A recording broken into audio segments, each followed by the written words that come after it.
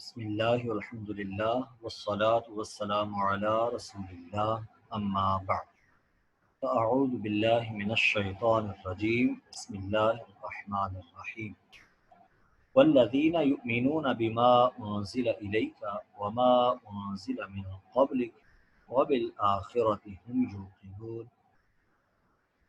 اولئک علی ھدی من ربہم واولئک هم المفلحون ان الذين كفروا سواء عليهم أأنذرتهم ام لم تنذرهم لا يؤمنون صدق اللہ العظیم۔ آج کا ہمارا اس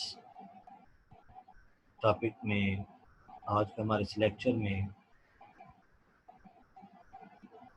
سورۃ البقرہ کی آیت نمبر 4 سے ہم شروع کریں گے۔ تفسیر ضیاء القرآن شریف کے حوالے سے ہم گفتگو کر رہے ہیں اور ہمارے یہ لیکچرز جاری و ساری ہیں۔ اللہ رب العزت ان میں استقامت عطا فرمائے اور اس پر سنا کے سمجھ کر ہمیں استقامت کے ساتھ عمل پیرا ہونے کی توفیق عطا فرمائے۔ والذین یؤمنون، اور وہ جو ایمان لائے ہیں،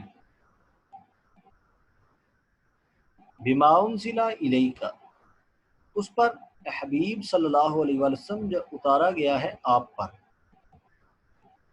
اس سے یہ بات واضح ہو گئی ہے کہ وہ لوگ جو انسانی رشد و ہدایت کے لیے آسمانی وحی کے قائل ہی نہیں، بلکہ اپنی عقل کو ہی اپنی رہنمائی کے لیے کافی سمجھتے ہیں، یا وحی کے تو قائل ہیں لیکن بعض کو مانتے ہیں اور بعض کا انکار کرتے ہیں، وہ قرآنی ہدایت سے فائدہ نہیں اٹھا سکتے۔ یہ چوتھی علامت ہے۔ نیز اس آیت میں حضور علیہ السلام کی ختم نبوت کی بین دلیل ہے، کیونکہ وحی جس پر ایمان لانا ضروری ہے وہ یا تو حضور کریم صلی اللہ علیہ وآلہ وسلم پر نازل ہوئی یا حضور سے پہلے۔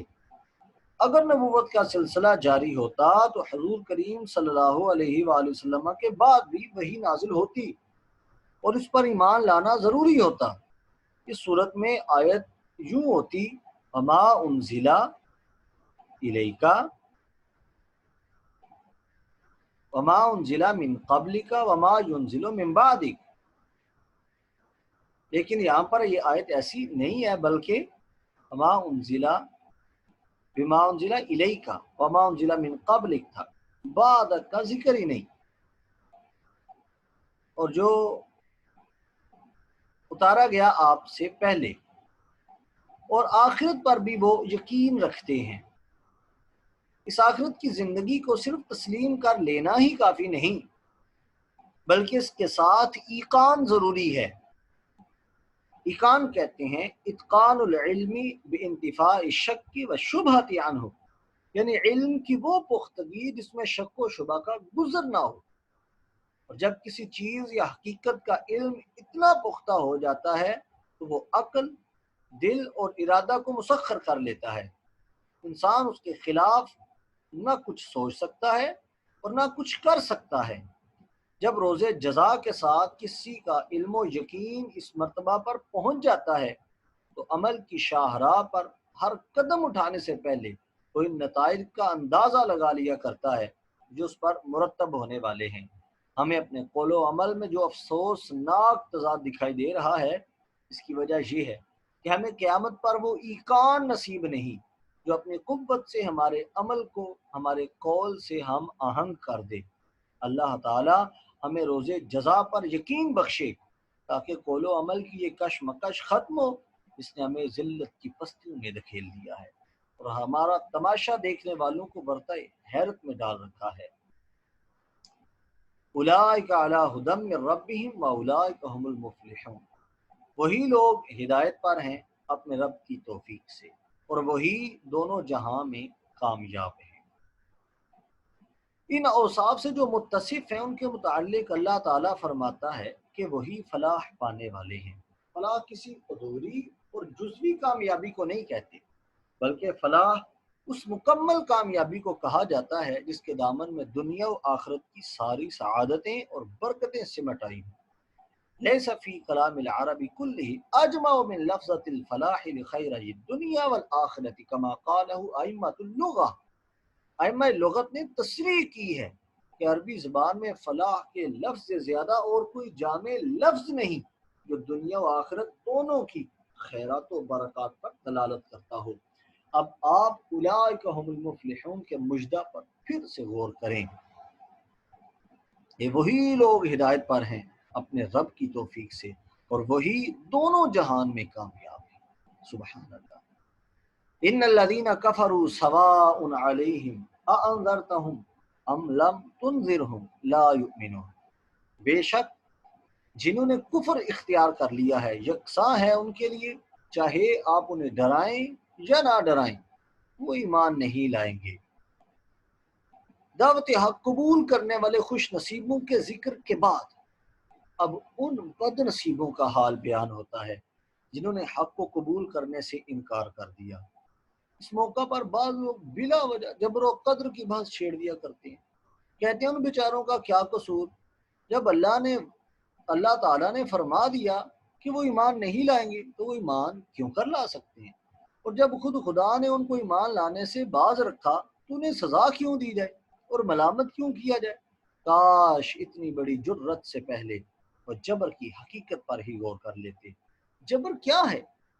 انسان کی بے بسی کی وہ حالت جس میں وہ کسی ایک بات کے کرنے پر مجبور ہو اور اسے چھوڑ کر کوئی دوسری چیز اختیار کرنے پر قدرت نہ ہو اور وہ قادر نہ ہو۔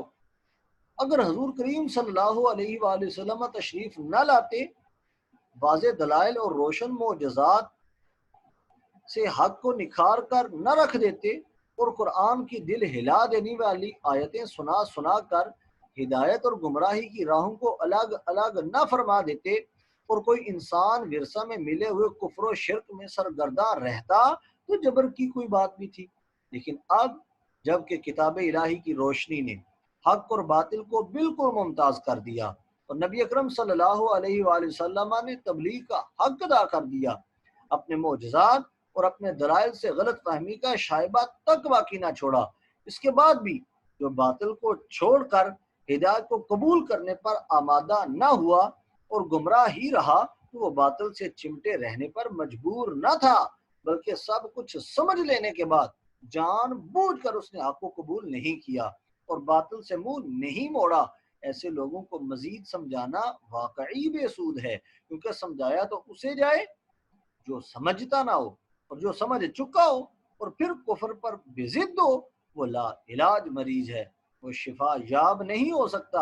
اس آیت کریمہ میں اللہ تعالیٰ نے کافروں کے اس مخصوص گروہ کی نفسیاتی حالت کا تجزیہ کیا ہے جو محض تعصب اور ہٹ درمی کے باعث دانستہ کفر کی راہ پر دوڑ چلے جا رہے تھے۔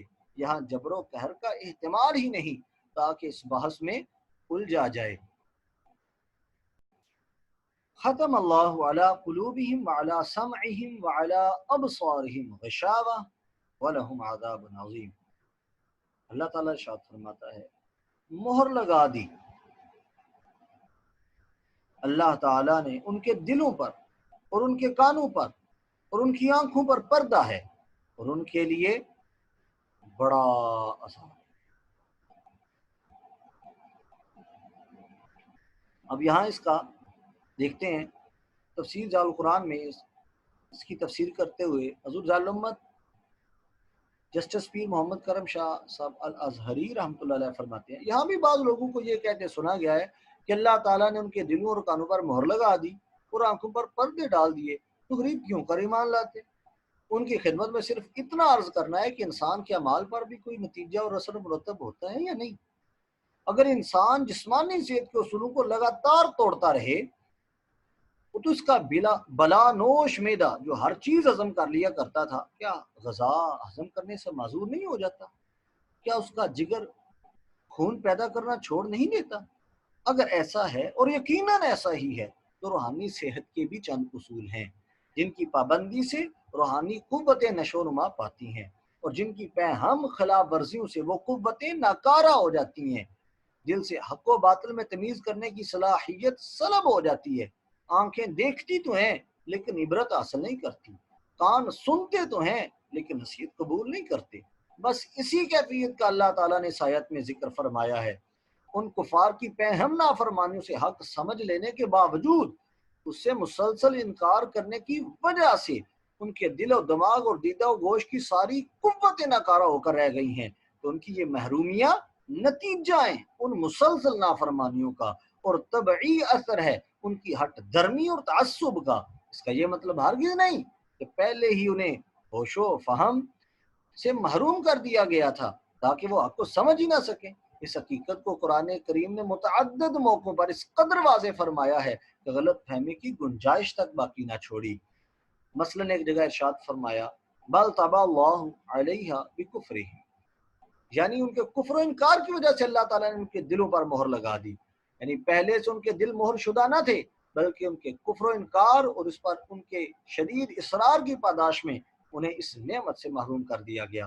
ایک اور جگہ پر ارشاد فرمایا بل ران علی قلوبہم ما کانوا یکسبون، یعنی جو کرتوت وہ کیا کرتے تھے ان کا میل ان کے دلوں پر جم گیا، اور ان کے دلوں کا روشن آئینہ اس قدر مقدر ہو گیا ہے کہ آفتاب ہدایت کی روشن کرنیں اس میں چمک پیدا نہیں کر سکتی۔ اللہ تعالی ہمیں حسن عمل کی توفیق عطا فرمائے۔ وما علیہ الا البلاغ المبین۔